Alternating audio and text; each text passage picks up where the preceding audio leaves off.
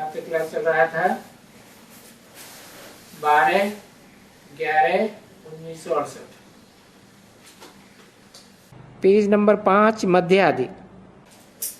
अरे बाप को याद करो तो बादशाही स्वर्ग की।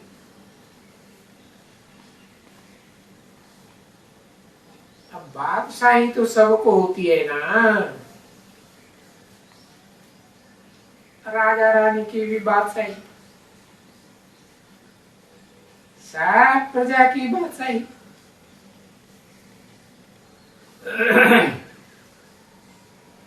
प्रजा वर्ग में जो भी घर गृहस्थ में रहने वाले हैं वो सबकी बादशाही होती है ना। घर का बाप जैसे बादशाह होता है, तो बच्चे हैं वो भी तो बाप बनते हैं ना कोई जन्म में। तो अब ये पैगाम बेहद का बाप देते हैं ब्राह्मण बच्चों के द्वारा। वो ब्राह्मण तुम हो जो बादशाही का पैगाम देते हो। पांडवों को कभी कोई पैगंबर थोड़ी कहते थे, वहां तो लिख दिया है पांडवों की जीत हुई, अभी फिर होगी। नहीं, अभी ये पैगाम देते रहो।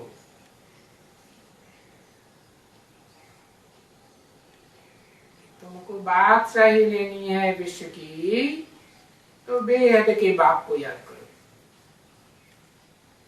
जो दुनिया में हद के बाप हुए हों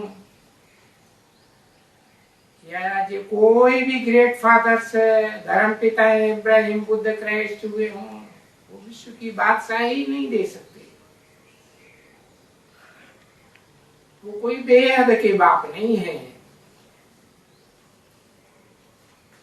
चलो क्राइस्ट है, 150-200 करोड़ क्रिश्चियंस उसे अपना बाप मानते हैं, परंतु बेहद का बाप थोड़े ही कहेंगे कि भाई दुनिया में कलयुग के अंत में आकर के 500-700 करोड़ जो भी मनुष्य मात्र होते हैं सबका बाप है, ऐसे तो नहीं।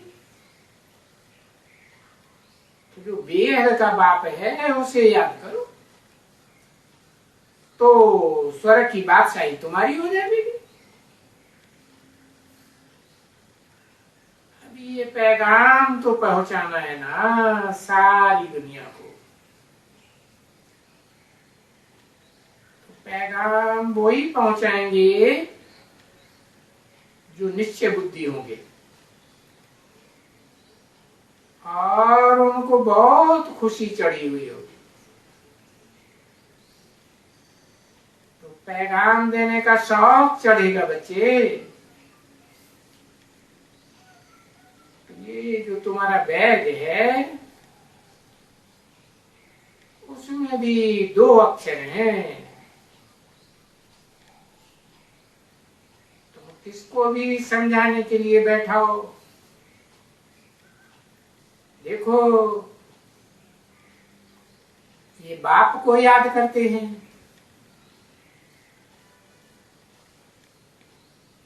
शिव बाबा को याद करते हैं। ये एक शिव बाबा को याद करते हैं, ये है बन है ना, बरोबर है। बैज में ये बात समझाओ कि ब्रह्मा, ये विष्णु, ये शंकर, ये 3 मूर्तियों में कौन है जो एक बाप को याद करते हैं और ये फिर बाद में 84 जन्म लेते हैं।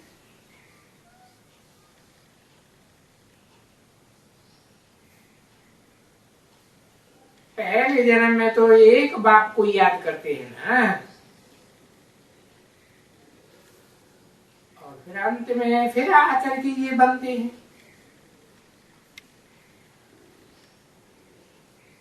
तो ये चित्र कितने अच्छे हैं, ये इनको याद करते हैं।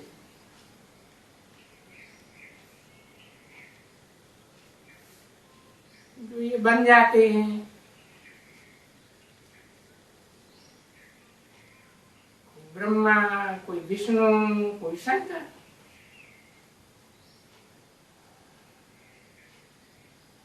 और वो तो फिर पुनर्जन्म में आकर के आखिरी ये नंबर 1 बन जाते।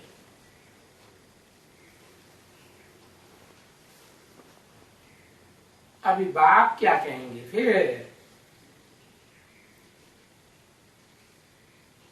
मनुष्य सृष्टि का वेद का बाप है, वो तो यही कहेंगे, हम सो हम।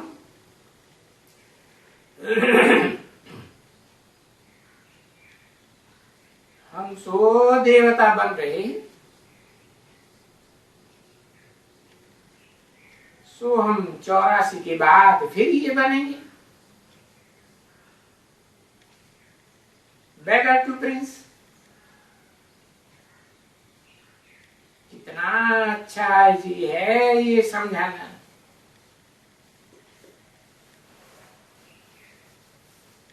और दोनों बैठे हैं वहां, है शंकर की बात तो बाबा ने कही ना, वो तो कोई है ही नहीं ऐसा नाग बलाम वाला।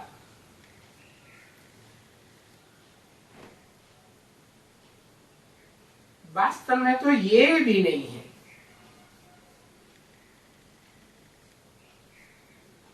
ये ब्रह्मा,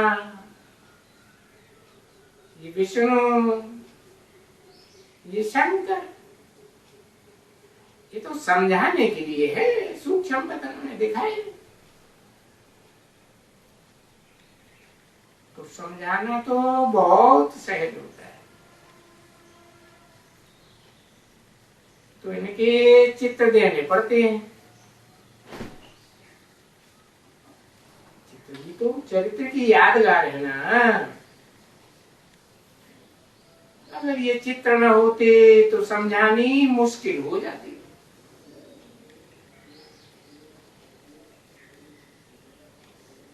वेद का बाप चित्रों के लिए भी समझाते हैं। ये ब्रह्मा के द्वारा वेदों, ग्रंथों, शास्त्रों का राज समझाते हैं।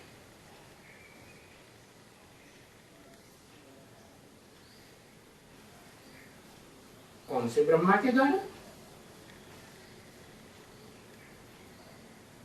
ब्रह्मा तो अनेक हैं। 4 मुखों वाला संगठित ब्रह्मा, पंचानन ब्रह्म।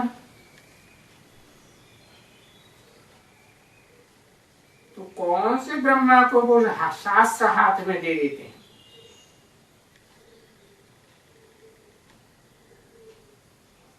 चार मुखों वाला संगठित ब्रह्मा है, उसके हाथ में शास्त्र दे देते हैं।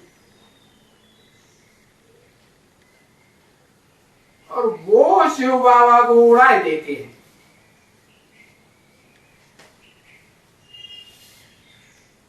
है? किसको उड़ा देते हैं? जो ऊर्ध्वमुखी ब्रह्मा है ना, 5वां मुख, उसको उड़ा देते।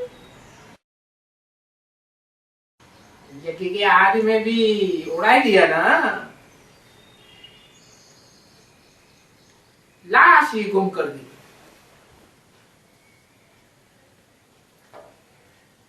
तो भक्ति मार्ग में साधु संत महात्मा विद्वान आचार्य समझते हैं कि ब्रह्मा सुनाते हैं,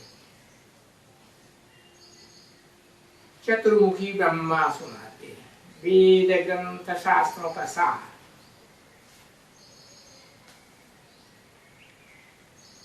वास्तव में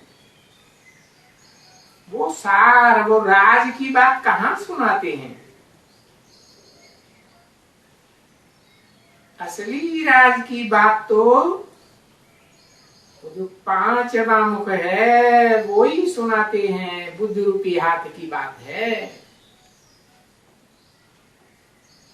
ये चतुर्मुखी ब्रह्मा नहीं सुनाते हैं, नहीं, बाबा सुनाते हैं। कौन सा बाबा? निराकार आत्माओं का निराकार बाप जब इसमें प्रवेश करते हैं, मुकर्रर रथधारी मनुष्य में प्रवेश करते हैं, जिसका चित्र भी दिखाते हैं गीता में। अर्जुन, अर्जन करने वाला। क्या अर्जन करने वाला? ज्ञान का अर्जन करने वाला। निराकार आत्मा क्या अर्जन करेगी? आत्मा बनेगी तो ज्ञान का ही अर्जन करेगी, क्योंकि आत्मा भी निराकार, ज्ञान भी निराकार, देने वाला भी निराकार। तो निराकार क्या देगा? ज्ञान ही देगा ना। तो बताया वो निराकार बाप, बेहद आत्माओं का बाप है। ये बाबा है हमारा शिव बाबा। ये ब्रह्मा कहते हैं, मैं नहीं सुनाता, बाप सुनाते हैं इन द्वारा। वेद का बाप है आत्माओं का, इन द्वारा, माना इन ब्रह्मा मुखों द्वारा सुनाते। तो बरोबर है ना, बैठ करके सुनाते हैं। अर्थात मनुष्य रथ में बैठ करके सुनाते, शरीर रूपी रथ है। ये सभी यज्ञ, तप, दान, पुण्य, तीर्थ, वेद, ग्रंथ वगैरह वगैरह वगैरह पढ़ने से हमें नहीं मिलता, ये सुनाते।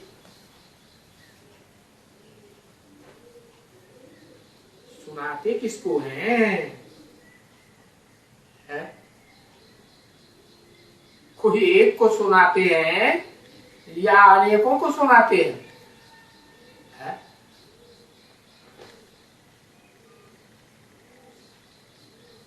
सुनाते तो बहुतों को हैं, बहुतों के कान सुनते हैं, परंतु बेहद का बाप शिव कहते हैं, मैं तुमको सुनाता हूं, ये बीच में सुन लेता। कौन है? ब्रह्मा बाबा है, ये दाढ़ी मूछ वाला मनुष्य है, ये बीच में सुन लेते। दाढ़ी मूछ वाले इस सृष्टि पर होते हैं या सूक्ष्म बदन में होते हैं? इस सृष्टि पर होते हैं। तो मैं तुमको सुनाता हूं, ये बीच में सुन लेता है। क्यों तुमको सुनाता हूं? इसका सुनना न सुनना बेकार है। सुनता भी है तो समझता कुछ भी नहीं कि समझता है? तो समझदार को सुनाएंगे या बेसमझ को सुनाएंगे? समझदार को सुनाएंगे। तो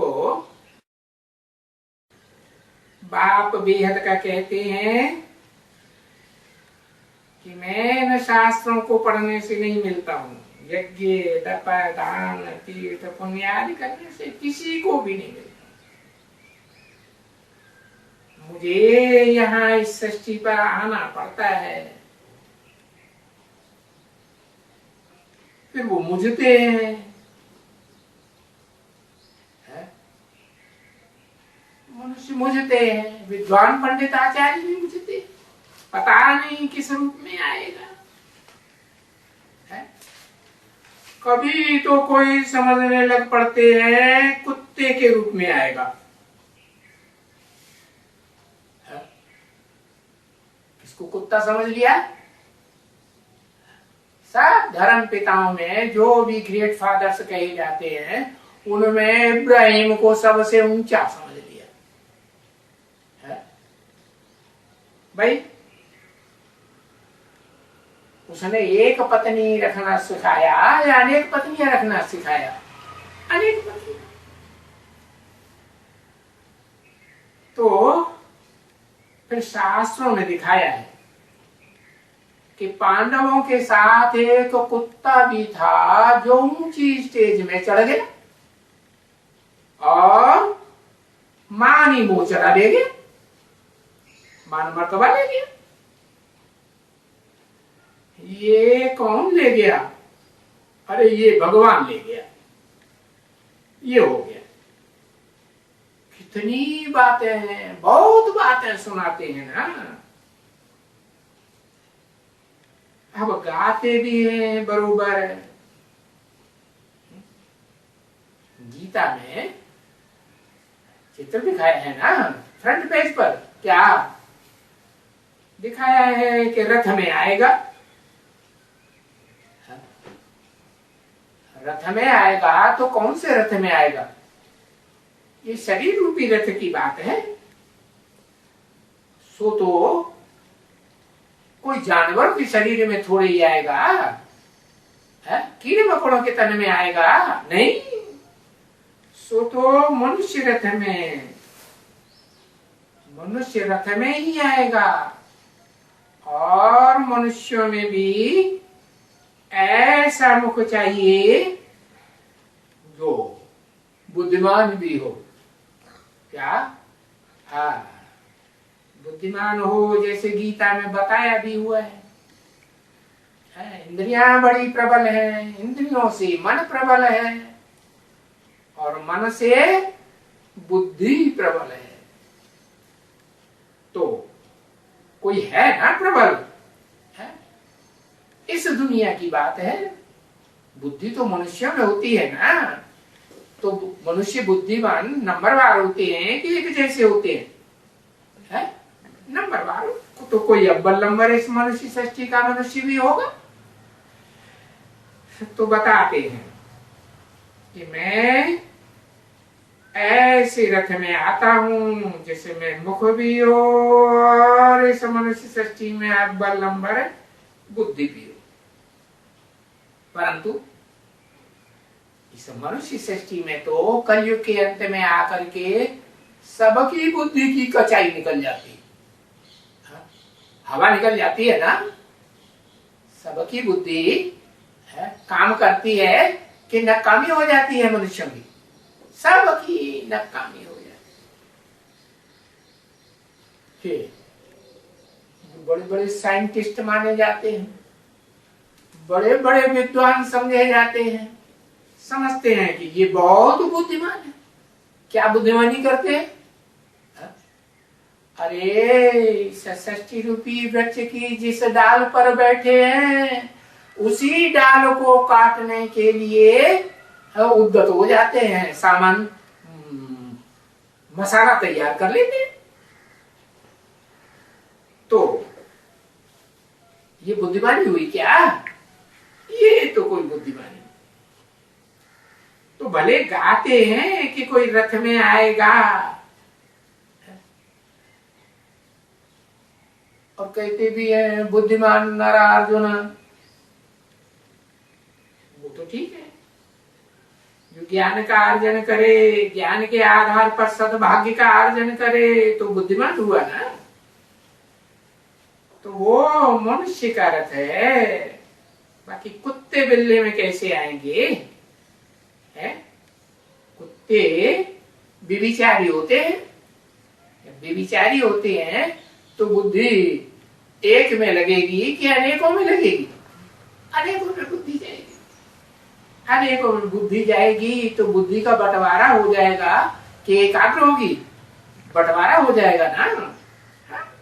तो बुद्धि कमजोर हो जाती है।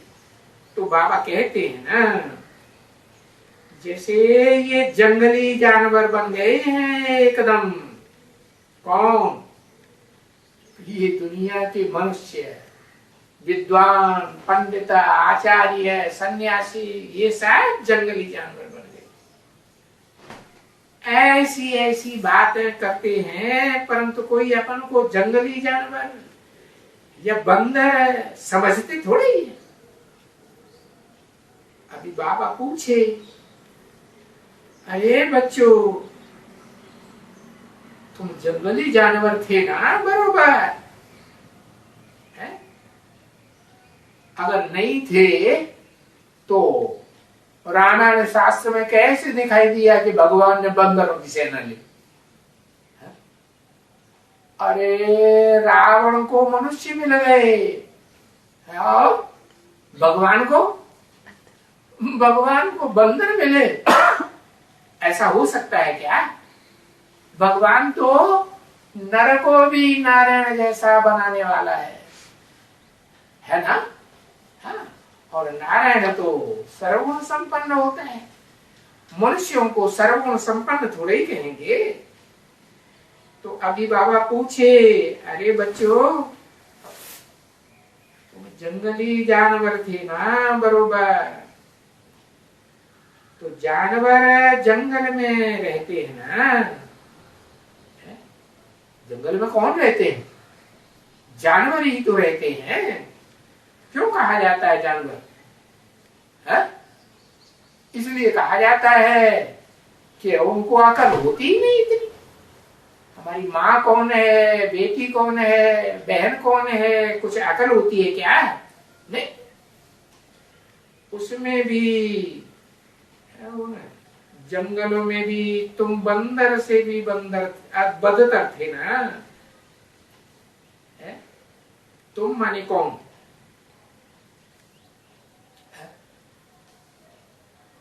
जिनसे बात करते हैं ना? हाँ।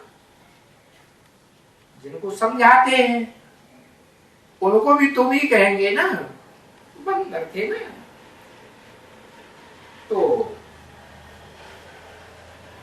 ये बात सब मानेंगे क्या?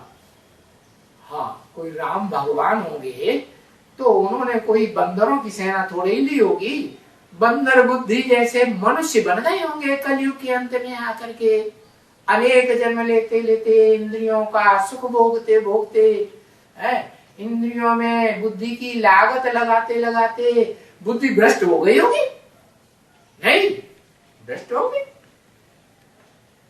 तो सब मानेंगे, हाँ बाबा, हम बंदर बुद्धि थे।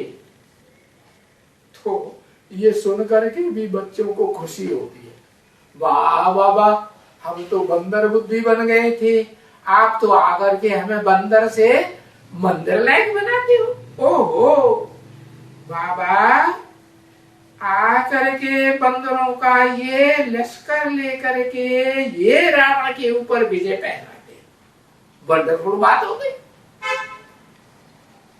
अभी बात तो वो है ही है, परंतु देखो कितना फर्क कर देते हैं बिल्कुल ही। किस बात में? सुनते हैं, समझते कुछ भी नहीं। सुनने में और फिर समझने में फर्क हो जाता है ना, फर्क हो जाता है। तो वो भक्ति मार्ग के शास्त्रों में क्या बात लिख दी है? वो भक्ति मार्ग है ही अंधश्रद्धा का मार्ग। और बाप आकर के अब क्या समझाते हैं? वो हद की बात बनाई थी क्या है? कि बंदरों की सेना ली। ये बाबा बेहद की बात बताते हैं। क्या बेहद की बात? कि उन बंदरों की बात नहीं है, बंदर बुद्धि मनुष्यों की बात है।